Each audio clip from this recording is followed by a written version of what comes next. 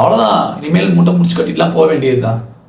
Actually இங்கே என்ன பிரச்சனை சத்தியமாக புரியல. பிளேயர்ஸ் பிரச்சனையா, இல்லை கோச்சஸோட ஐடியாலஜியில் பிரச்சனையா, இல்லை கோச்சஸ் சொல்கிறது பிளேயர் கேட்க மாட்டேதா, இல்லை இந்த பிளேயர் தான் நம்ம குவாலிட்டி நினச்சி நம்ம வச்சுக்கிட்டு இருக்கோமா, ஒன்றும் புரிய மாட்டேது. ஸோ நாளைக்கு நேற்று நடந்த மேட்ச்சில் தோற்றுருப்போம்ல 3-2, மெயின் பிளேயர்ஸில் தோற்றுட்டோம், அந்த கதையெல்லாம் இல்லை. நல்ல பிளேயராக இருந்தால் மட்டும் தான் மேட்ச் ஸ்குவாடுக்கு வர முடியும். விளையாடுனே போல நல்ல பிளேயர் தான். அப்போ தோக்குறதுக்கு என்ன காரணம் ஒன்றும் புரிய மாட்டேது. எப்படிடா தோக்குறீங்க அப்படின்னு. ஸோ 2026 மிக சிறப்பாக ஸ்டார்ட் ஆகுதுன்னே சொல்லலாம் மேட்ரிடுக்கு. ஆனால் சாபியை விட்டதுக்கு நம்ம கண்டிப்பாக நம்ம ஃபீல் பண்ணியே ஆகணும். அங்கே ஏதோ நடந்திருக்கு, ஸோ நமக்கு தெரியல. ஆனால் இந்த புது கோச்சும் நல்ல கோச்சு தான்ப்பா. ஏன்னா அவர் நல்ல எக்ஸ்பீரியன்ஸ் இருக்குது, நல்ல கோச்சாக இருந்தாலும் நல்ல எக்ஸ்பீரியன்ஸ் இருக்குது, யூத் டீமை ஹேண்டில் பண்ணியிருக்காப்புல.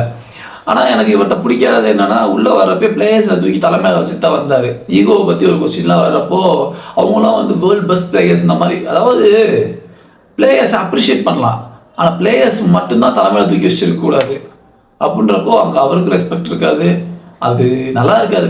ஸோ இவர் எப்படி டிசிஷன் எடுக்க போகிறாருன்னு தெரியல. இன்னொரு ரூமர்ஸ் படி ரியல் மேட்ரிட் அடுத்த சீசனுக்கு இன்னொரு கோச் தேடுறாங்க அப்படின்ட்டு இருக்கு. எனக்கு எப்படி சொல்லணும்னு தெரியல. பேஷனாக எடுக்க வந்தவரே நம்ம அமுச்சு விட்டோம், இனிமேல் யார் இதை வந்து பேஷனாக எடுத்து கொண்டு போக போகிறா. ஏன்னா ரியல் மேட்ரிட்டை ஹேண்டில் பண்ணுறதுன்றது ஒரு பெரிய விஷயம். அந்த ப்ரெஷரை ஹேண்டில் பண்ணுறதே பெரிய விஷயம். அவ்வளோ ப்ரெஷர் போடுவாங்க, ஜெயிக்கணும் மட்டும்தான். சொல்கிறதுக்கு ஒன்றும் இல்லை, என்ன சொல்லணும், இனிய பொங்கல் வாழ்த்துக்கள் தான் சொல்லணும், வேறு ஒன்றும் சொல்ல முடியாது.